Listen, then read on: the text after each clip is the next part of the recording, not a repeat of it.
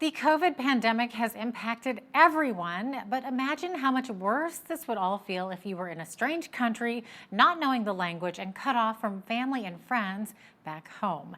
There are close to 341,000 newcomers to Canada, and a number of them are right here in Lethbridge. Joining me to speak about how they are getting the help that they need during this pandemic is Jackie French, the Executive Director of Southern Alberta Ethnic Association. Jackie, thank you so much for joining me today.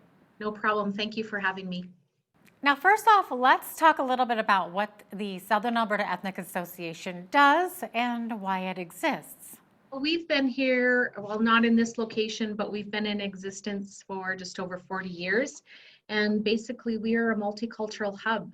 So we allow different cultural groups to come in and showcase their culture through events and presentations. So it allows different cultural groups to celebrate their holidays and festivals and their culture while welcoming the community and having them participate and learn about the different cultures that we have within our groups. So, with all these newcomers here to Canada, and of course, a number of them are here in Lethbridge, how many different languages and cultural backgrounds are represented in your membership, Jackie? So we have about 25 different groups that are members here at the Multicultural Center, um, and of which many different languages. So one group, for example, might have 5 or 6 different languages within that group. So it's tough to say how many languages exactly, but for our membership, we have about 25 different groups. And how many different translators do you have? Well, translators we get from Lethbridge Family Services. So if somebody is in need of a translator, we will hire a translator through Lethbridge Family Services and get them to assist us with either translating a document or translating for us. We do have some members and staff members on site that speak different languages as well. So if we can utilize them, we do. And if not, then we reach out to hire a translator. Okay, and speaking of languages, a lot of your members struggle with that language barrier, and that sort of isolates them from the community. So, how have they been handling this crisis? How are they feeling about it all? Yeah, I mean, COVID is very difficult for everybody, but it's especially difficult if you're from a different country and, you know, this is all new to you and you don't know a lot of people, you don't have a lot of family around.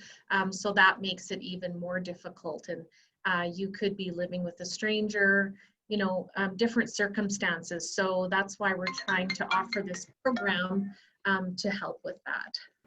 Now, Jackie, your organization has a COVID-19 assistance relief program, and this is brand new. So, what's the main objective of this new program?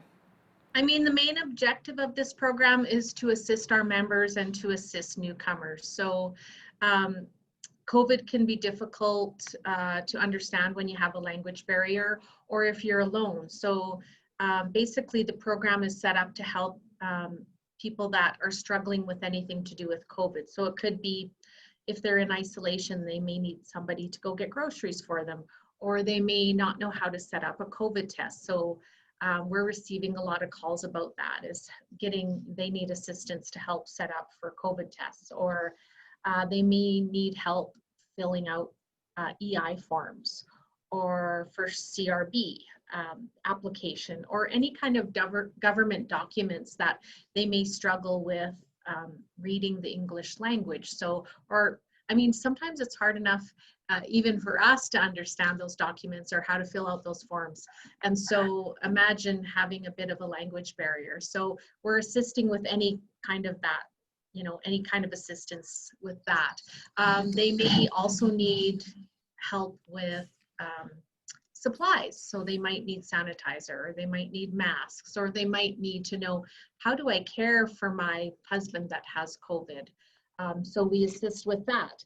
We also assist with job search. So they may have lost their job due to COVID. So they may be struggling, well, where do I find a job? So we try to help with that. Um, Really anything, or translation of documents, or they may need us to set up doctor's appointments for them, or maybe they're struggling with depression or isolation. So then we can set up appointments for counseling for them. Really anything to do with COVID, we try to help with that. And are these volunteers then that you have set up to help your membership, or are they your employees? Yeah, currently we're using our staff, and then we have hired a COVID relief program coordinator. And so he is one of our members, and he was doing this project with his own group. And now I said, you know, what a great idea. Let's expand this to our whole membership. And so we applied for some funding, got some funding, and now he is contracted and he's in the office here twice a week, Monday 9 to 3 and Thursday 3 to 7 for drop-ins, but he's accessible at all times. So they can contact the office and we can put them in touch with Santos, or they can pop into the office and we can put him in touch with Santos. He can be here in a matter of 10 minutes. So we set up a couple days a week where he's in the office for drop-ins, or he sets up appointments during those time, but really he's accessible any day of the week. I'm sure he's quite busy these days. Yeah, he is quite busy with this actually. So we're finding that a lot of the members are utilizing it and needing some help. So I'm glad, you know, I'm glad that we're doing it, but we want to just make sure we're reaching everybody with our membership and newcomers. So letting them know that we're here if they need any assistance. And what are the biggest resources your members are struggling to access? Most of them, like I said, are supplies. So if they are in isolation and they need groceries or they need masks or sanitizer, we can take that to them. We can go get groceries for them. They just e-transfer us the money or give us the money when we get there, but we can make sure that we get the supplies to them if they're in need. A lot of them have been reaching out to fill out, you know, EI, permanent resident card renewal. We've had some of that. We've had, you know, we need help filling out the CRB, setting up appointments for COVID testing. They're not sure where to go. Reading government documents, they might need a translator. And then we also are we're in touch with the public health on a weekly basis. And so we're trying to update and send out that information to them, or if there's a real language barrier, we might call and have that information translated to them. You'd mentioned they're able to access counseling as well. So, what types of counseling are they being offered?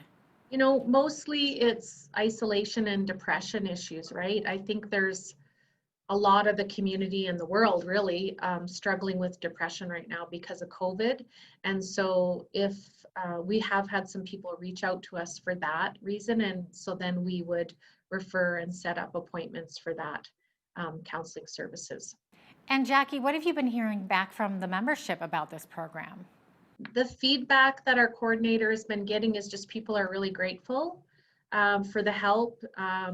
Because of the lack of understanding and the struggles, people are just really glad that we're here and that we can give them some kind of assistance. So we even had somebody reach out to us, which is probably the best story I can tell you. I think he reached out to us because he needed some groceries. And then when our coordinator went there, he was in extreme pain, and he was a 73-year-old man and didn't have any family here. And so our coordinator actually took him to emergency and then got a volunteer to go there and sit with him.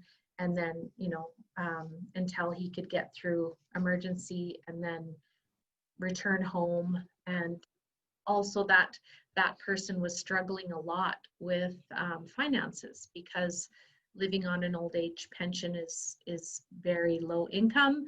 And so he had some health problems, and so our coordinator was also able to help him and get him set up with AISH. And so that's probably currently our biggest helpful success story. But I mean, there's several people just reaching out that we're helping, and they're just happy that they're getting some assistance. It sounds like a really great program, Jackie, and maybe talk a little bit about some of the other projects the Southern Alberta Ethnic Association is working on.